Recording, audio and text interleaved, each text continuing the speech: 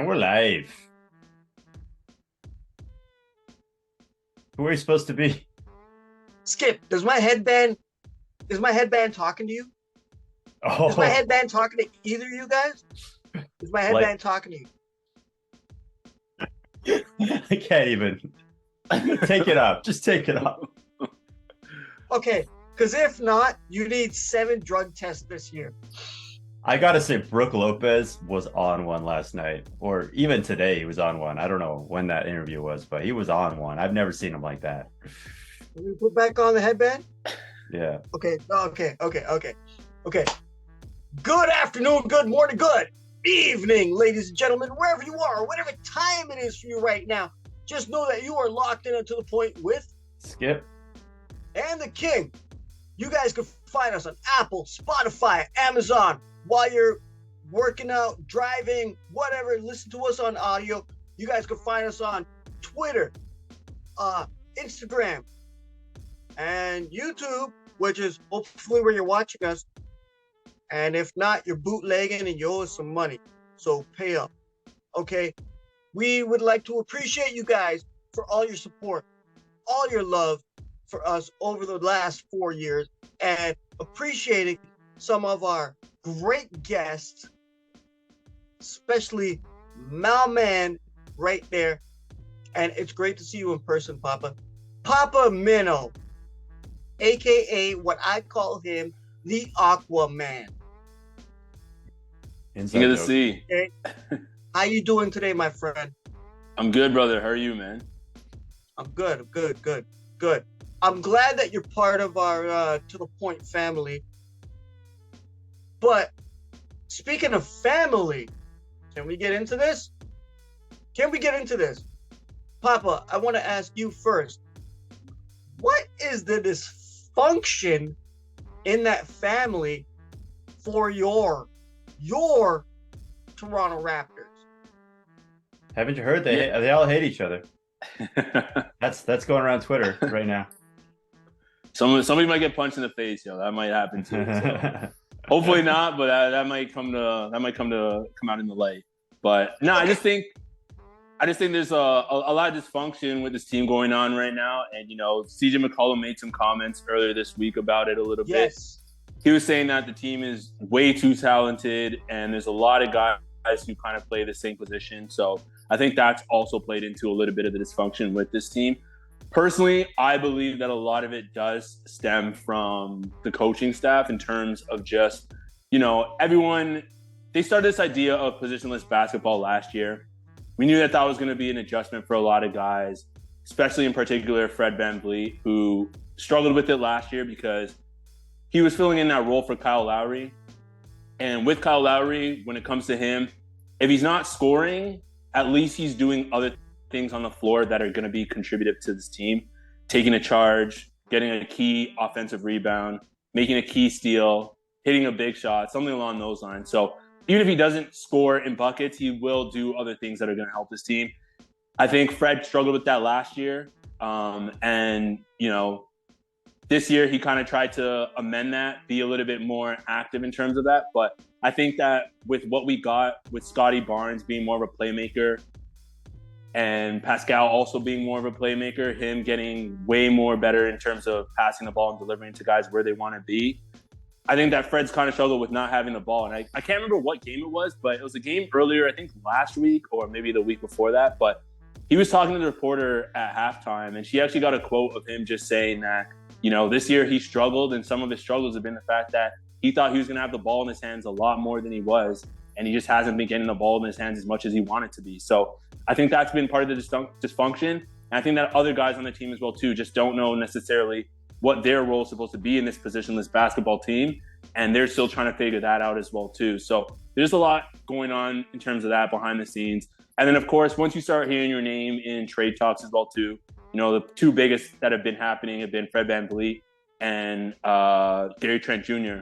So with those two guys probably hearing that as well, too, that can't really help in terms of your confidence with this team going forward. So I think Nick Nurse just needs to, buckle down the hatch, not pick so many favorites, because we've seen him do that as well too. I feel like he really sticks on the guys that he really likes and doesn't necessarily try and give other guys as much of a chance that they should be getting.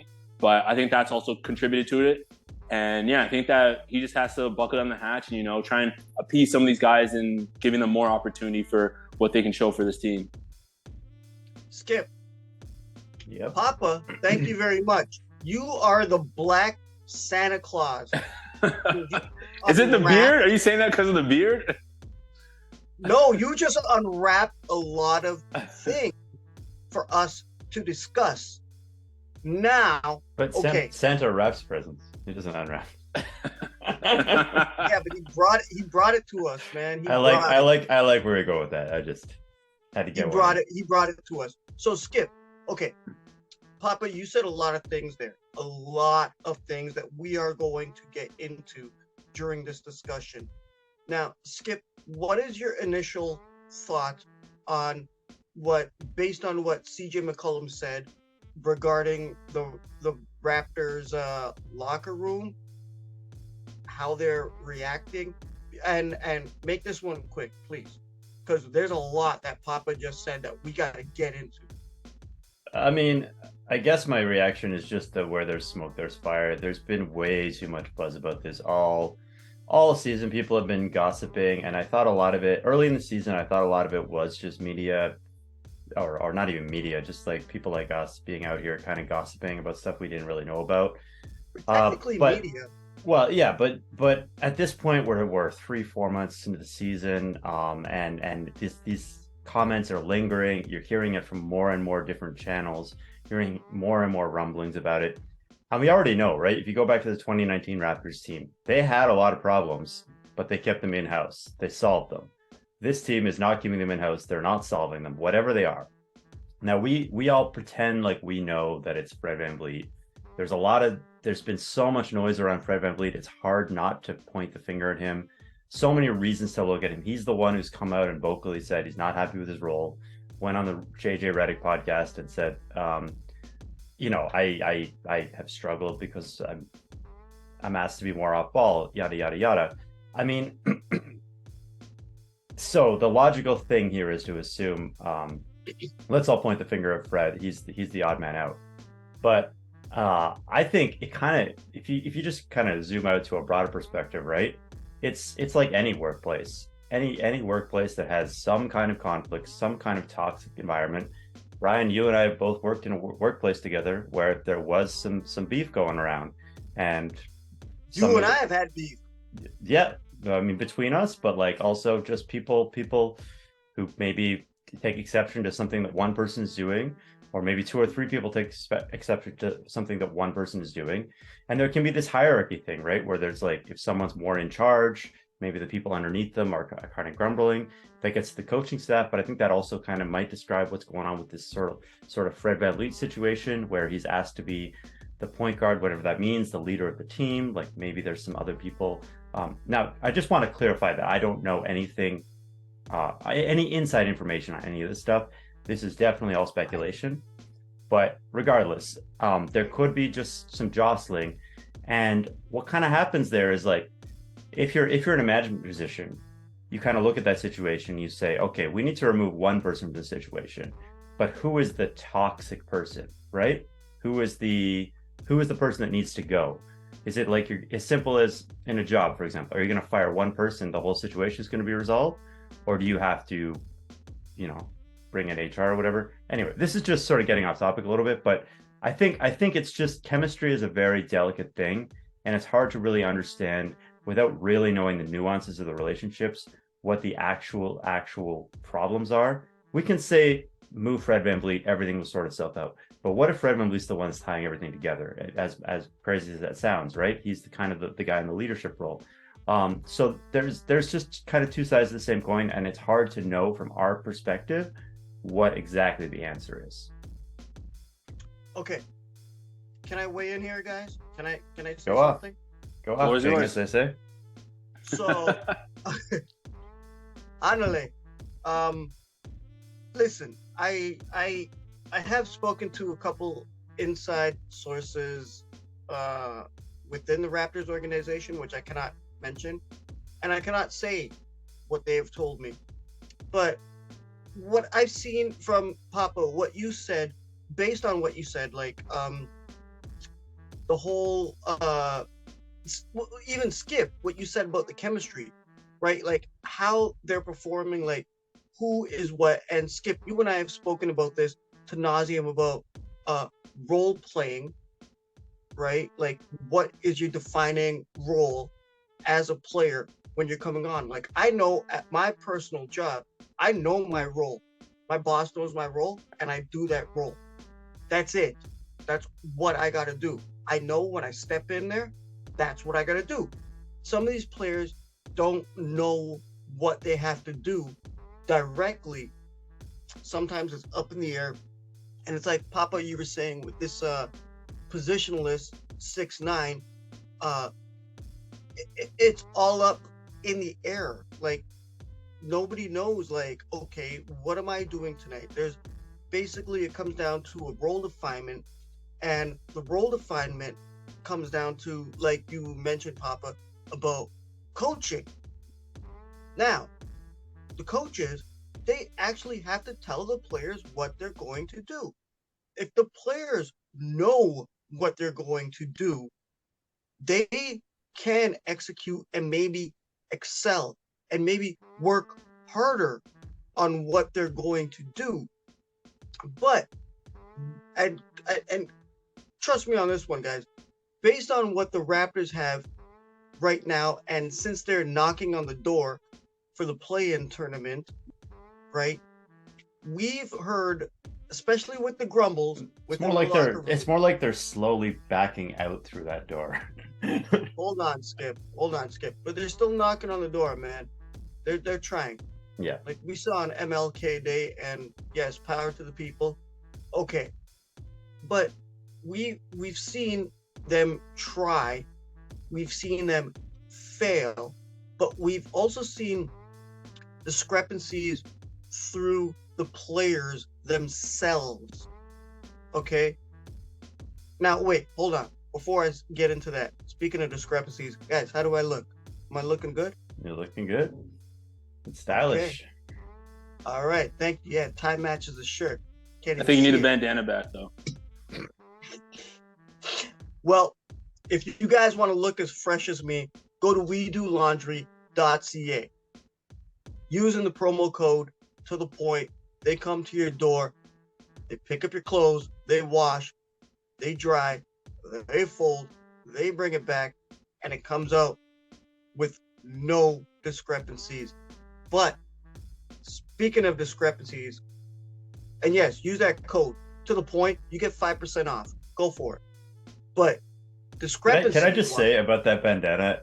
You don't have enough hair to pull up Gary Trent Jr. I was looking at it. I was like, I thought you were trying to be JYD or something. I thought you were trying to be Vince Carter. That's what yeah. I bought this in Trinidad. This is a Trinidad one. You guys know I'm Trinidadian. Yeah. So with the discrepancies from the Toronto Raptors, now I want to ask you guys, which players can possibly be causing it? I'm going to start with you, Papa.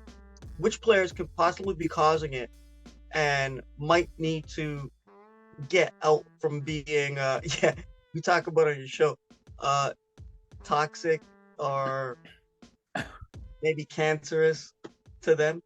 Who do you think should go? Like, who's on the block? Yeah, I don't know. This is, like you said earlier, Skip, this is all speculation. So I don't necessarily know who's the most toxic. That's what we're doing. That's what we're doing here today. We're speculating. It's kind of hard to pinpoint someone. I mean, just off of hearing from what we've heard from people like speaking out publicly and stuff like that. I guess number one is Fred VanVleet, and I know a lot of the fans have been trying to like get him out the door because his performance hasn't been as good as it should have been throughout the entire. I love him too. That's why I don't think they're actually going to move him. I don't really think they will, but we'll happen to see what happens. There's 3 weeks to the trade deadline, so I think if they start playing really well, they might not end up making any major moves. But I guess because of the rumblings and all the gossip that's been going on, a lot of people are going to say Fred VanVleet is enemy number one, public enemy number one. Like Skip just said, just because of the fact that he's publicly come out and stated that he hasn't really enjoyed his role per se. Who's on the trading block? I know Gary Trent Jr.'s name has also been brought up quite a bit as well too. I don't necessarily know if he's toxic. And in my personal opinion, I don't really see why he's such an option in terms of being on the trading block. I think he's a solid guy who can score some buckets. And yeah, maybe the offense, he takes a lot of it upon himself, and maybe that makes him a little bit too selfish for this team. I think that might be one of the reasons. But for me personally, I see that he makes a lot of like timely key steals, and he plays defense particularly well in my eyes. So I don't necessarily see why he would be up there, but I can see why they can get some value out of him and potentially get someone that they need, down low in that center position or something like that. I know rumblings have heard that they're looking into getting Pirtle back on this team. He's been he'd be a key part for this team coming back. I know he played with us earlier, but he's definitely developed his game quite a bit more since the last time we had him on this team.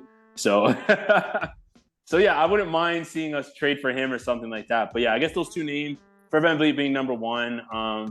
I don't know. I think Siakam could possibly be in the mix for not necessarily being most toxic, but behind the scenes, like he's definitely shown a lot of times earlier in this, not this season, but I mean last season, where he wasn't particularly happy with his role and like happy with what he's doing on the team. And we definitely heard rumblings of him having it with Nick Nurse a couple times as well too. So he's not above blame. I know this year, obviously, he's having a great year and a great season. I don't necessarily think that he is one of the toxic guys, but it's a possibility that he could have been quite upset about some of the stuff that's going on behind the scenes as well too. So, Skip, who do you think? Who? Well, it depends on which rumors you believe, right? So I think the fan base is talking about Fred VanVleet a lot, but any reputable source that you read is kind of saying the Raptors still want to double down on Fred VanVleet. They still believe in him, and Gary Trent's the guy that's absolutely on the block. Now, whether you agree with that or not, I'm just kind of trying to read the tea leaves here, and that's sort of my sense. Now, I don't think that's because Gary Trent is the most toxic person in that locker room. Possibly he's unhappy. He did get benched briefly early in the year. I think that's mainly just because that's the asset that other teams are going to value right now. Just a guy who can come in and be a shooter for you and play that specific role. You talk about role definition. He's the one guy on this team who has a very clearly defined role, really. So I think that's kind of where the rumors are leading. Now, the Fred VanVleet question is really interesting because there's been some talk. Maybe you could keep him around, sign and trade him. Maybe you could wait a year and let him build up some value, because maybe his value's a little bit lower at this point in the season, where he's just not having a great shooting season. He is on an expiring contract. There's still a lot of questions about what his next contract is actually going to look like. So there's some questions there. And then to go back to the whole question about the toxicity and the culture, right? There was the whole issue. Well, there was the whole idea of like Freddie and Scotty are going at it. They're competing with each other for touches or whatever. I think actually that's sort of resolved itself a little bit. Not fully. I'm not totally happy with where we're at with it. But this whole idea of Scotty as a point guard, I think is kind of kiboshed at this point. He's definitely a ball handler, but I don't think he's a point guard. I think he's a big man who can pass. So the bottom line is you can maybe find a world where Freddie and Scotty work together. But then you look around the team and you're like, well, you're going to trade Gary. That's your only shooter. The shooting's going to go down the tank if you trade Gary. And then you look at now there's rumors about OG, and there's a lot of talk maybe that OG's the one that maybe people are hinting at is unhappy, which I was surprised by. But I've heard it from some people that I respect, that they're like, oh, OG doesn't look super happy out there on the court. He seems to be struggling a little bit with this or that, and I don't necessarily buy into all that. But Skip, come on. When it comes down to OG, he always looks like he's unhappy. Well, that's what I was gonna say. OG never looks happy. So of course. Like, yeah, whatever. I'm like, what? I mean, the thing with OG, right? The thing with OG is the prices that are being bandied about for him are so astronomical that if you're the Raptors, you might sit there and say, we have to take that deal. It's not like you're shipping OG out of town for a first round pick. It's like, if you can get a couple first rounders and a young player and this and that and the other thing, like, yeah, you got to listen. I describe OG as he's untouchable, but wait, what are you offering? Like, and I kind of feel the same way about Siakam too. It's like, I don't think there's any conversation of like the Raptors are gonna look to get rid of Siakam. But yeah, I mean, if someone comes calling and says we'll give you the farm, maybe you'll say, oh, let's think about it for a minute. Okay, Skip, Papa, I'm just gonna say this: OG, Pascal, Scotty, untouchable. Do not get rid of them. Untouchable or untouchable? But wait. Untouchable, because I'm not touching nobody.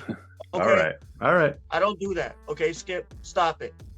I honestly think they're at that level when it comes to the Toronto Raptors, but when it comes to down to the toxicity, we just mentioned that little rift, which we don't know what's going on in the locker room, but we can kind of see it on the court between Freddie and Scotty. Mm-hmm. We can definitely see that. But we also see, and when we talk about Trent, like there's no diss to Trent. Trent is a very valuable asset for the Raptors. If they were to come and bring in somebody to replace him, like how they brought him in to replace Norman Powell, I would applaud that, and I'd be okay with that.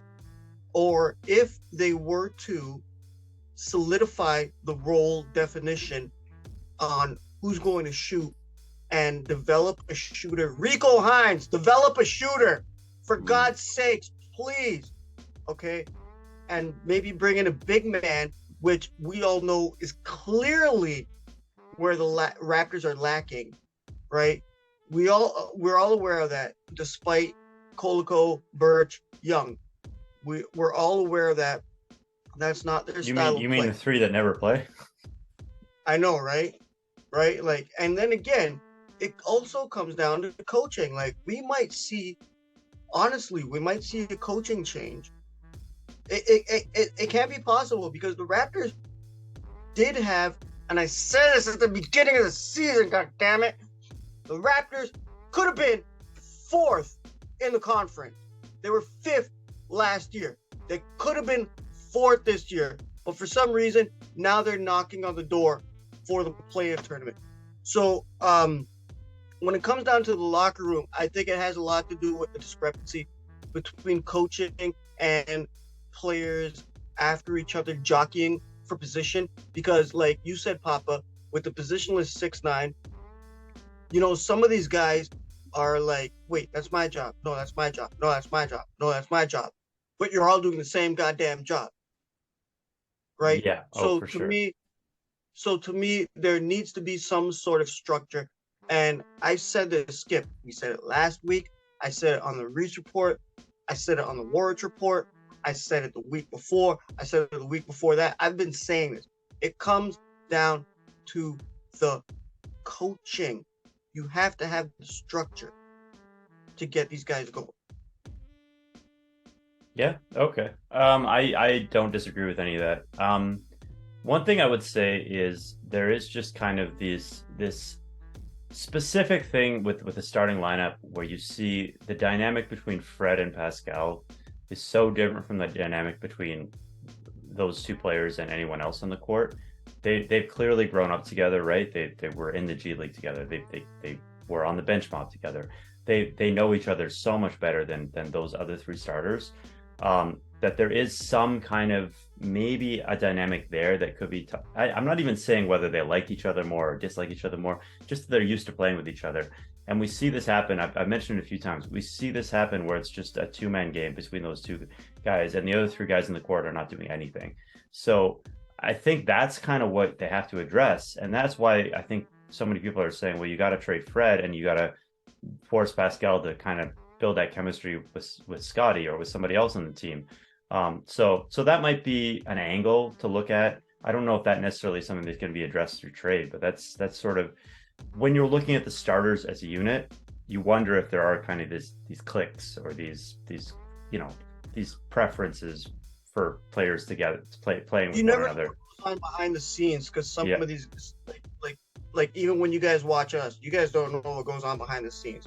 But Papa, and especially you got your own thing with Gabe, and shout out to Gabe. Tell him I say peace, right? Like, what do you think is really going on in the locker room and what they need to address? Yeah, I don't know. I want to touch on something that Skip just said in terms of chemistry. You don't think that other teams have that same issue as well too, though? You like that guys are favorited? Like I feel like LeBron absolutely they do. Absolutely they do. I think here's what I'll say. The Raptors' whole thing last year was that they played together, and that was the only reason they were good, was because they played together. Because they didn't have the skills to win on talent. Once you take they didn't have the skills to win at a high level on talent. They could win a few games on talent. They're not talentless. But in terms of like the shooting talent, the defensive talent wasn't quite there. So they won because they played so together. And you don't see that same togetherness this year. So then you're just a garden variety bad team, which is or garden variety mediocre team, whatever you want to call it. Let Papa go. Okay. No, I wanted him to answer that, so it's all right. But yeah, I think just in terms of, chemistry, I think one of the things that, they could possibly work on, like for me, I think like you said, King, a lot of it really does come down to the fact that the coaching, a lot of guys just don't necessarily know what they need to be doing. And I think one of the reasons a parent put you in your place. Yeah, and like with this positionless basketball, especially guarding like the paint or anything like that, a lot of that's going to come down to like a guy knows he's probably playing center, but if he has, you build habits, and one of the habits you have is not necessarily playing in that position, it's going to take some time for you to necessarily learn that. So I think one of the big things for chemistry is if they happen to get someone who can be a dedicated like center that you can go to every game and like have it set in stone, because what we see right now is there's a lot of rotation between whether it's injuries or just like positions in terms of trying to figure out who's the best guy to play on this night.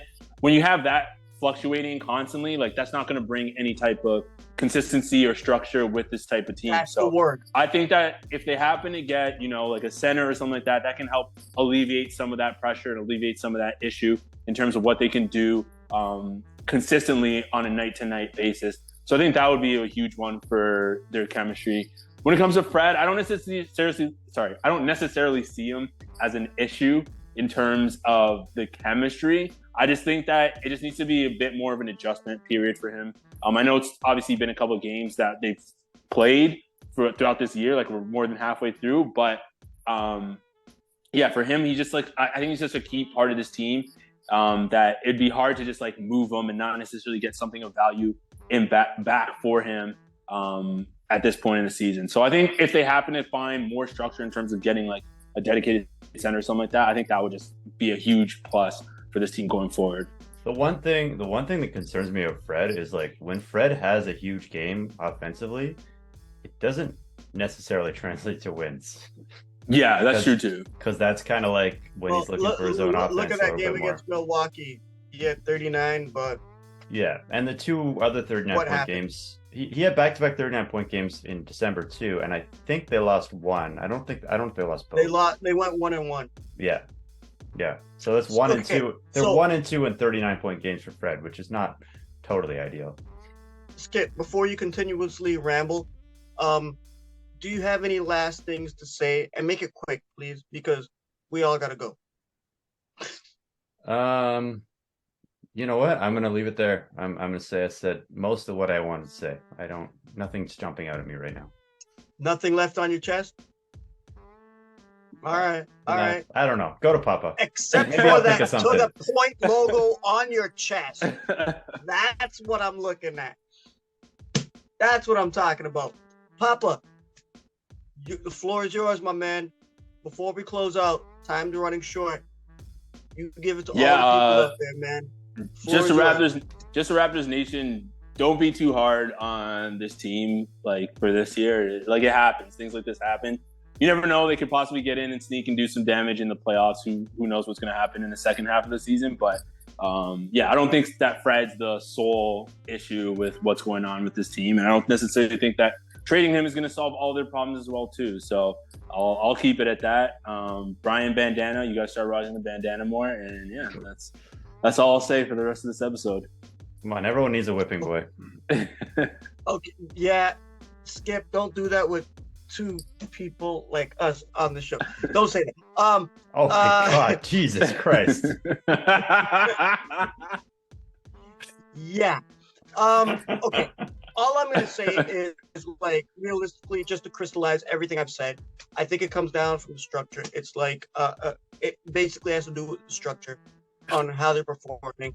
Their performance, they can be a lot better when you're doing a lot of commercials, Scotty Bowls and Google Pickle 6 and being on CBC and GoDaddy.com, all that crap needs to be left out of there. If you're performing on the court, yeah, sure, go for it. Go get yours. But a lot of these guys are thinking mostly about themselves, which, and to allude to like Skip and Papa, you guys said the chemistry needs to be built. Because like when I was a coach in 1993, when I was 13 years old, I used to have the players grunting at each other, and me being the smallest guy, I actually had to pull them together, and we all went out one day and we actually almost won OFSA, right? Jamal McGlure whooped our ass. Like you can't beat that guy at that time. But you need that camaraderie and that chemistry, and it comes down from the structure. Like who's in charge? What do they say? Like having a strict parent telling you what to do, and you come out as a better person at the end of the day. Now, so guys, I got my Instagram back up. So yeah, at King Hussein today. So Papa, they'll find you where? You guys can find me on Instagram at Pops.Culture, on Twitter at Papa Omino, and I have a podcast, Pops Culture Podcast on all major streaming platforms. And also on Facebook, because I share your stuff. Yeah, you can find me on Facebook as well too. Skip? You can find me at Tuggy on Twitter. I'm sometimes on the To The Point account. So yeah, you can find me. All the links are down below. All right. You guys can find me anywhere at King Hussein. You guys can find us. Well, actually, you did find us if you're watching this. So you guys can find us on all the other social media platforms. So on behalf of myself, my man, Papa Minnow, Aquaman, love you, bro. And I love seeing you in person. I got to see you soon when the weather gets better. Skip. For sure. I'll see you whenever. We'll do whatever. Yep. On behalf of all three of us, good afternoon, good morning, good evening, good night, and peace.